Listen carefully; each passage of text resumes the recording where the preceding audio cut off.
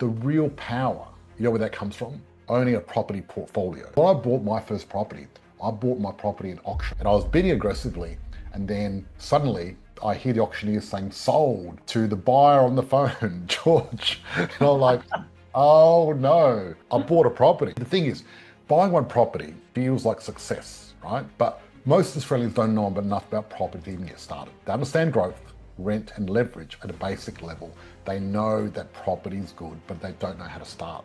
What they need is a financial structure that creates momentum and helps them do that. I feel like a lot of people get stuck in that old school mentality with thinking their number one goal is to just pay off that mortgage. Everyone thinks, I want less debt. And what I want to do is say, no, you don't. The market is moving, but people are not. Prices are rising and lending is flowing, demand is accelerating. Yet most Australians never move past one property. Okay, hello and welcome to Money for Life. George Markoski, your host, with my beautiful co-host, Christina Markoski. Glad to be back. Yeah, well, today's topic, we're going to be talking about why most Australians never move past their first property. So most people don't fail at property, they stall. And that's the thing. And that's what I'll talk about today, because there's a difference between buying a property, which if you have bought a property, well done, that's awesome. So it's probably one of the hardest things to do in your life. So if you've done that, it's great.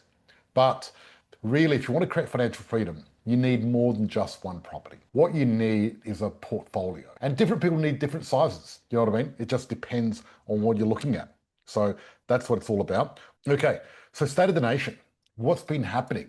Okay, so listen to this. One Nation is now the actual official federal opposition. Now, who saw this happening? I didn't see it coming. You know, I remember when Pauline Hanson, when they first interviewed her, I saw her in a fish shop, getting interviewed on TV a long, long time ago, and who would have thought that this would be the thing? So basically, Pauline Hanson now, her One Nation party, is actually more popular than the coalition. So what does the federal opposition mean? Well, basically, the parties that have won the election, they're the governing parties, and the opposition is the party that's got the most other votes. And now she is, because normally when Labor are in, the coalition are the opposition. When Liberals are in, Labor's the coalition. So it's fascinating that this is happening at the moment. But if you look at this coalition, 21%, you got Labor with 32%, Greens, and then others, and One Nation. The country, because Labor normally get together with the Greens, the coalition now, they're not going to be able to form a government without One Nation. So that's going to give her a lot of pull. So things are going to change. Talking about shaking things up, the world has certainly got shaken up now with Trump and everything else like that. Because recently, I think yesterday or the day before, there was the Davos Economic Forum, and Denmark decided not to go because they're a little bit pissed off with Trump about him wanting Greenland. And as you know, Trump's been throwing tariffs left, right and center, backwards and forwards. And now I think what's happening is you can see the beginning of the New World Order.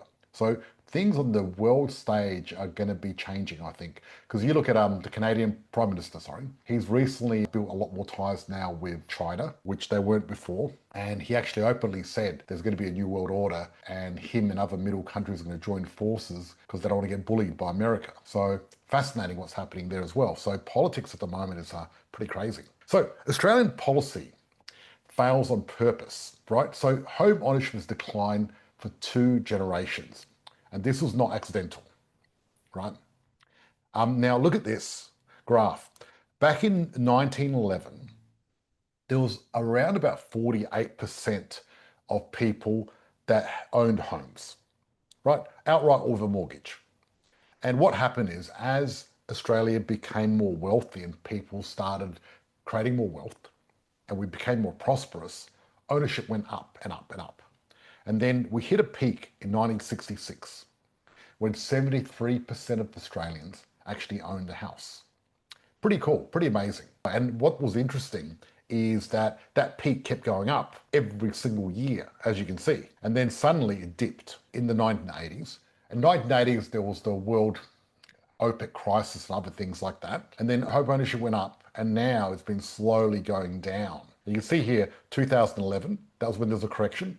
And you can see home ownership is quite low. Now, this graph is telling of something else. What's happening around the world, funny enough, not just here in Australia, is home ownership is going down.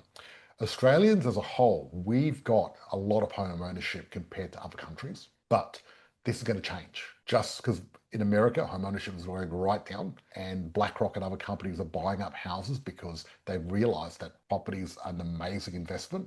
And because property is such a good hedge against inflation, and because this whole new world order and people are printing a lot of money, people are going to move into property as a hedge. So the best hedges, what people are doing is they're moving into gold, silver, and property at the moment. The average Australia house price now is hit 1.1 million for an average house. Now, I remember when I was young, like a teenager, and you'd imagine $1 million house. You got Scrooge the Duck or whatever, and he's got this big mansion, or Richie Rich, butlers, their own McDonald's, big jumping castle, All and this everything else like that. land. But I mean, the average house, 1.1 million. You don't get a lot for 1.1 million anymore in Not a Australia. lot. Not at all, not at all, exactly. Now look at this, Australia's wealth rankings. So this is the top 10 countries by median wealth. Luxembourg, number one. And Luxembourg, I mean, that's a tiny nation, very rich.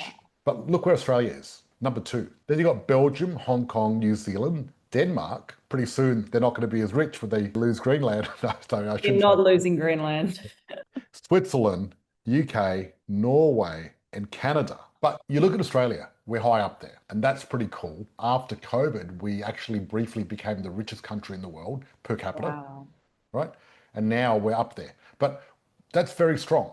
And that's why we've got such high home ownership, and that's why our property market is strong. So you look at property, the property market is a reflection of a country's wealth. So when you go to the poorest countries in the world, the property market there is pretty shit, right? Because they're poor and they're not going to be worth a lot of money because people aren't rich.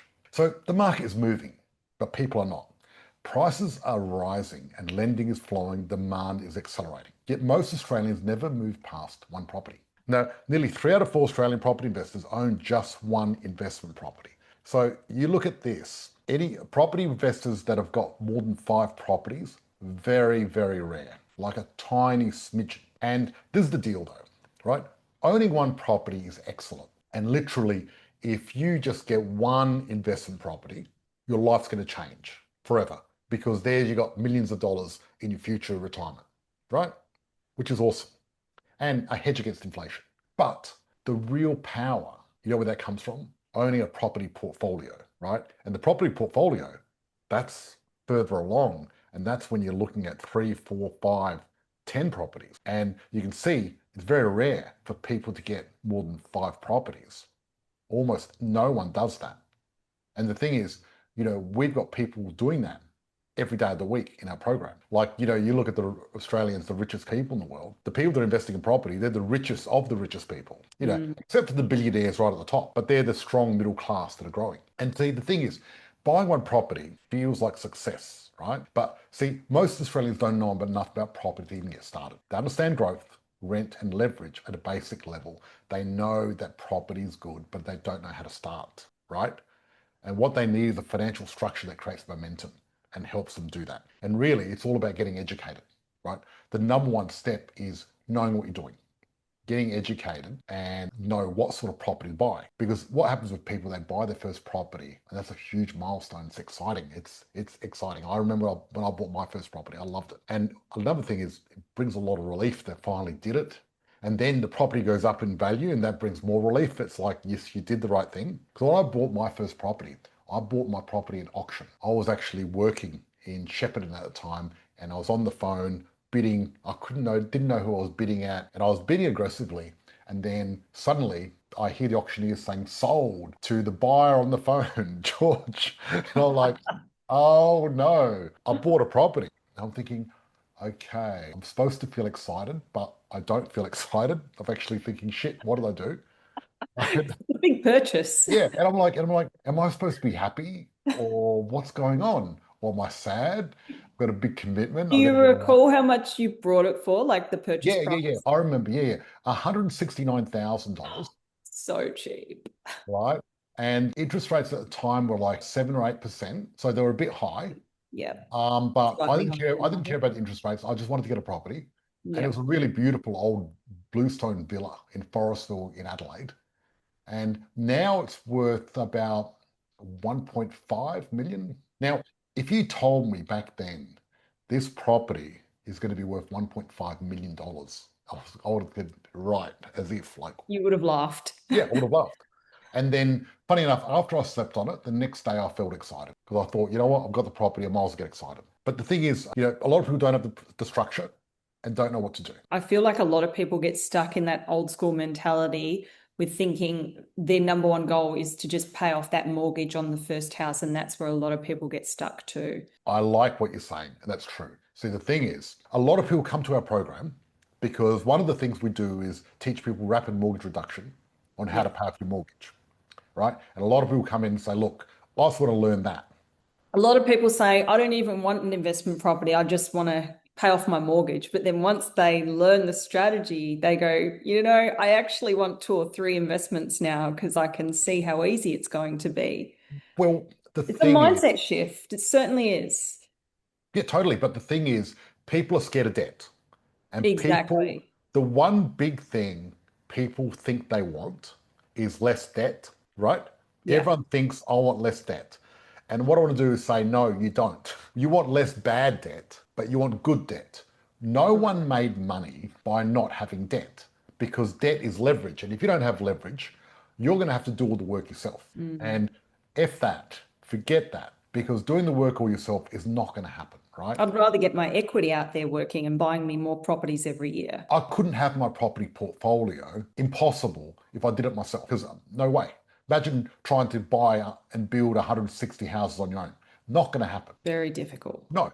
What you need is you need lots of debt, you need tenants, you need a tax man, you need inflation, you need rental managers, you need lawyers, you need a team of people to make money. Elon Musk, he doesn't get up and build his rocket and then test it out. No, the reason he's the richest man in the world because he's got thousands of people that work for him because it's all about leverage, right? And the thing is, today's economy, and this is the amazing thing, which is very exciting, is because in today's economy, so in the old days, what used to happen, you'd get all these really rich people and they'd own everything and have a monopoly. Remember the game Monopoly? And then they'd charge a lot of money and make money by making everyone else poorer. But the new economy is actually the only way you can make money now is by helping other people. Giving value. Giving value. That's right. So, what does Elon Musk do? He gives value. If he didn't give a lot of value, he wouldn't make money. He wouldn't be rich, yeah. No. And that's the only way to do it. When you invest in property, what are you doing? You're giving value, right? Providing affordable housing. That's right. At the end of the day, we've got a housing crisis. And if you're buying properties as a landlord, don't consider yourself a greedy rich landlord like in those old movies. What you got to consider yourself is more like a Robin Hood because what you're doing is you're supplying people somewhere to live. That's the thing.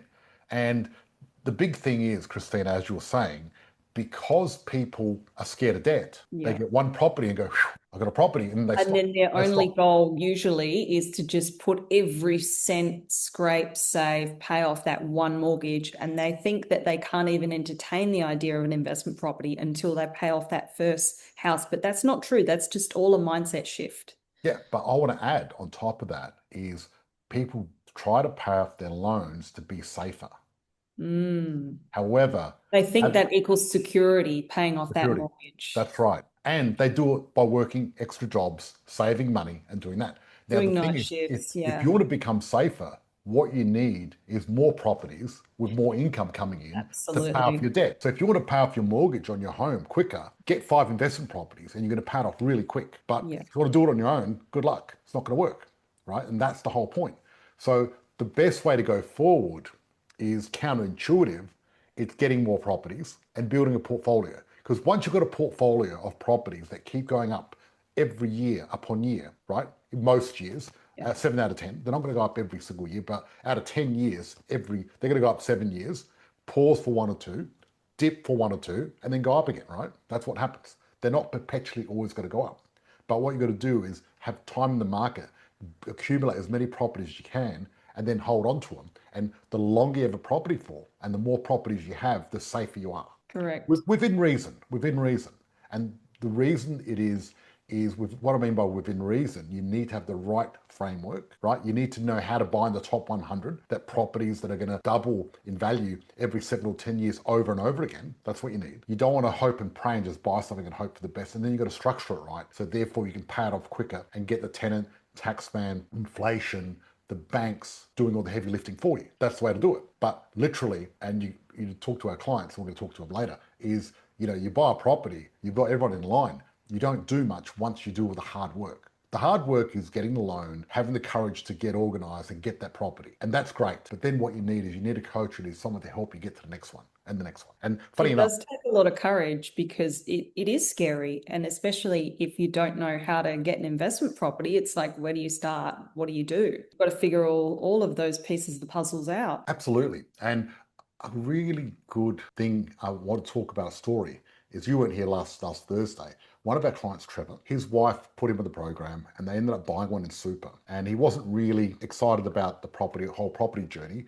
But what him and his wife did, they came along to Bali for a 2-day event. And as you know, a lot of property is mindset, because we've got the structure, we've got the top 100, we've got it all there. But without the mindset, you've got all the tools, how you're going to use them. And after that event, he actually changed his mindset because he was scared of using his equity. But the equity is sitting there Fear doing of nothing. debt again, and that old school mentality, thinking Yeah, about paying off the mortgage. Yeah. that's right. That's right. And what happened was his mindset changed. He used his equity, bought another 4 properties. Now he's got 5 properties, all going up in value. Wow. Now, pretty exciting. So he's become right on top of that rare people that can do that. That's a massive breakthrough to have, though, going from thinking one way, I mean, what the way most Aussies think about paying off the mortgage, to thinking about leverage and actually investing to create financial freedom for the rest of your life. The mindset shift was he spent 2 days seeing how much people made out of property. Because we had Barry there who made 5 5 million. million? 5 million in less than 5 years joining our program. So that's like $1 million a year. How awesome is that? That's huge. So he made $1 million a year joining our program. Over that, I saw him, he saw all these other people that joined our program that made lots of money. And what we do in the last day is we start with the person that made the lowest amount of money, 100 or 200 grand, and then we can go up to the highest level, which is pretty exciting. And what we did, we presented him the sword, because we have a katana, which is a Japanese ceremonial sword that we give away. But unfortunately, in Australia, we can't do it anymore. So That's the retirement little trophy that people get. yes, We're going to have to think of a new idea for Australia now.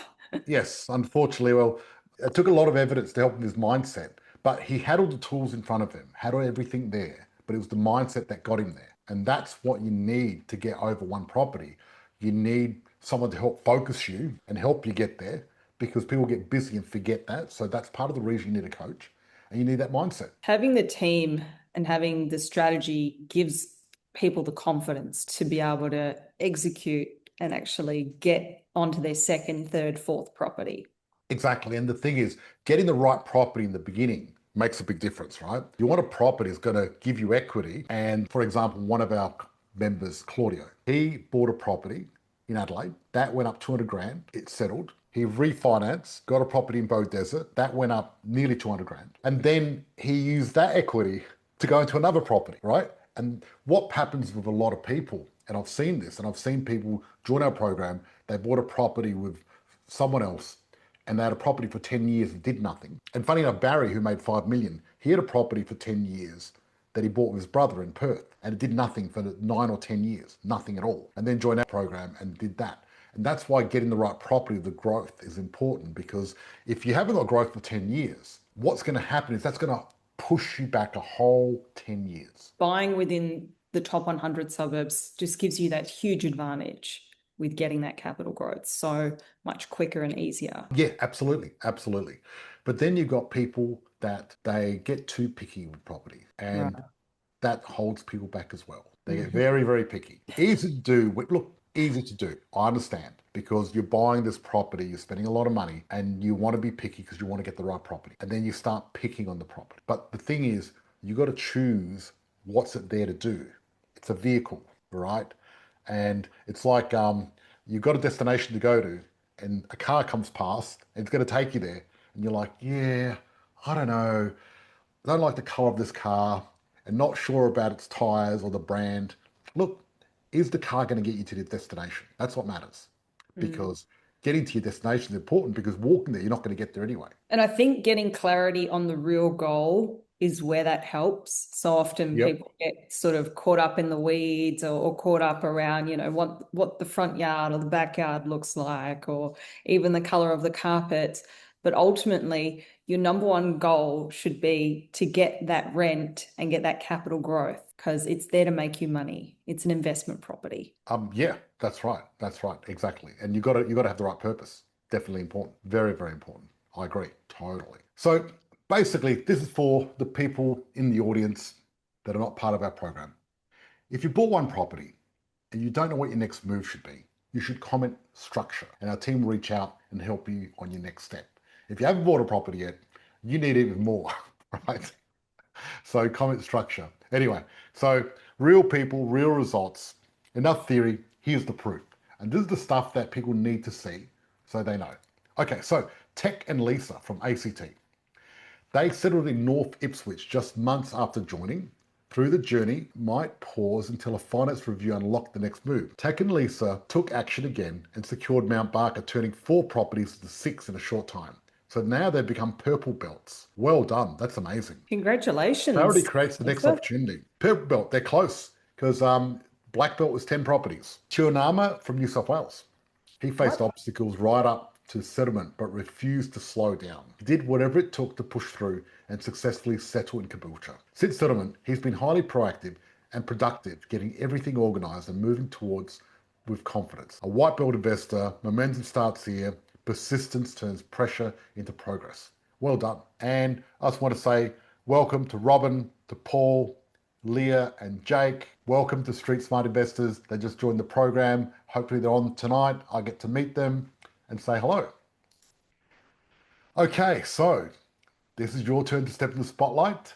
We didn't sort of go through obstacles. We just went through wins. Everyone's like talking about all the wins and how much money they made and everything else like that. We had, I had a common theme, which was a lot of people were up to the stage where they're waiting for to get into their next property, waiting for that capital growth to happen, waiting for the finance, waiting to get an investment property.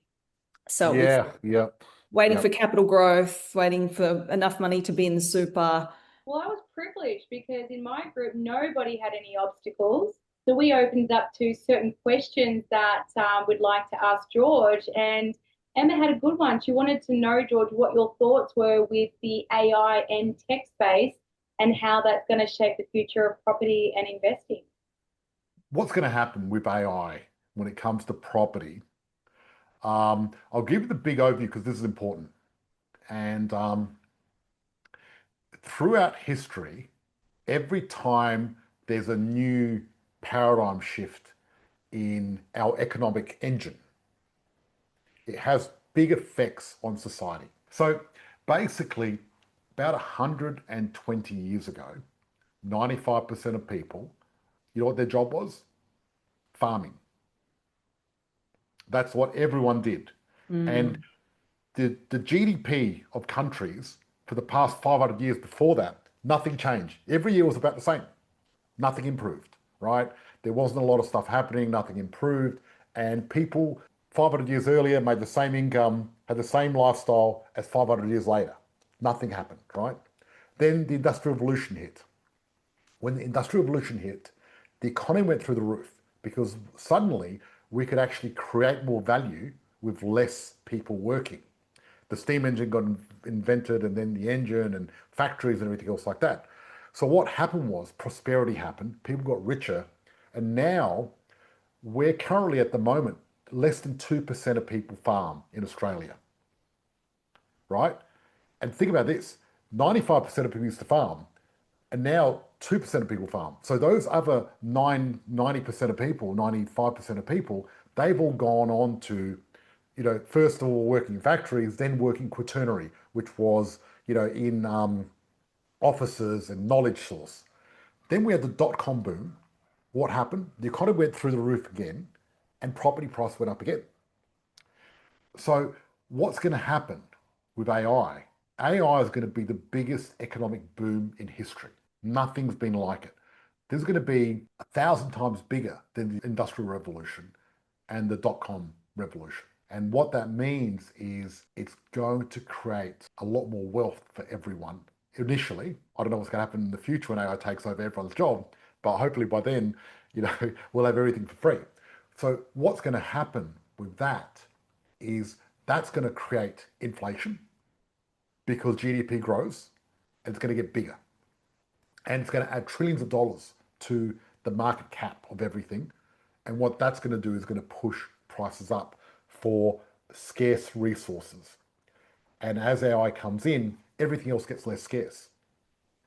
So you look at the dot-com boom. The dot-com boom created a lot of things that used to cost a lot of money became free. And therefore we had that money to spend on other things.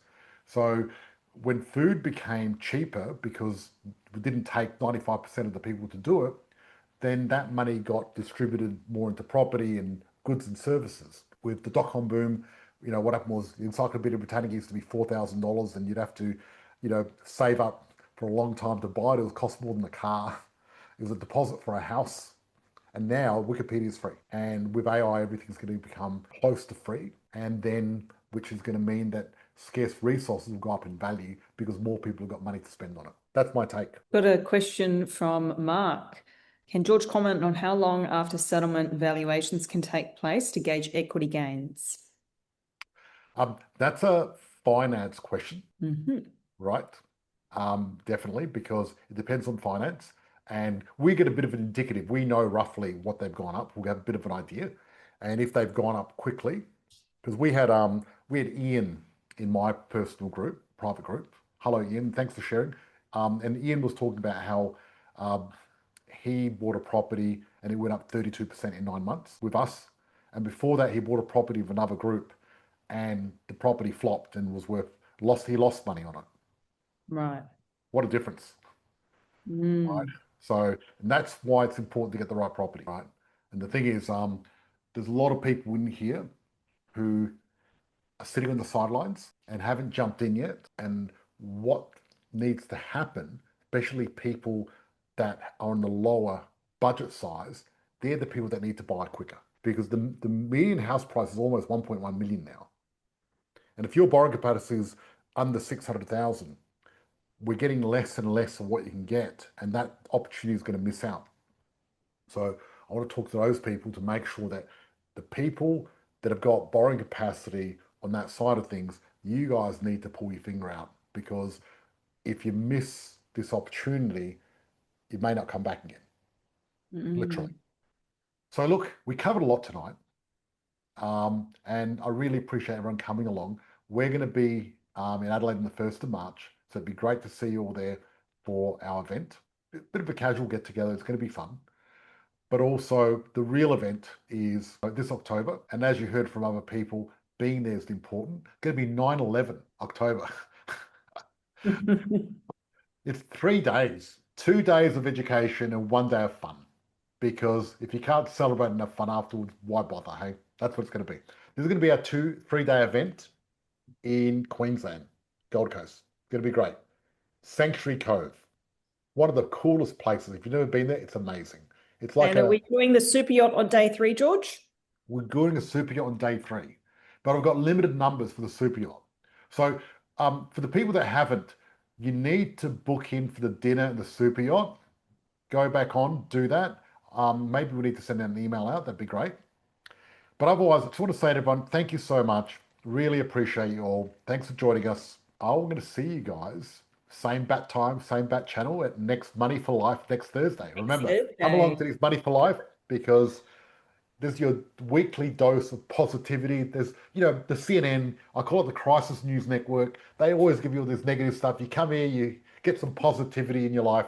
Enjoy your weekend, and thank you. Bye-bye.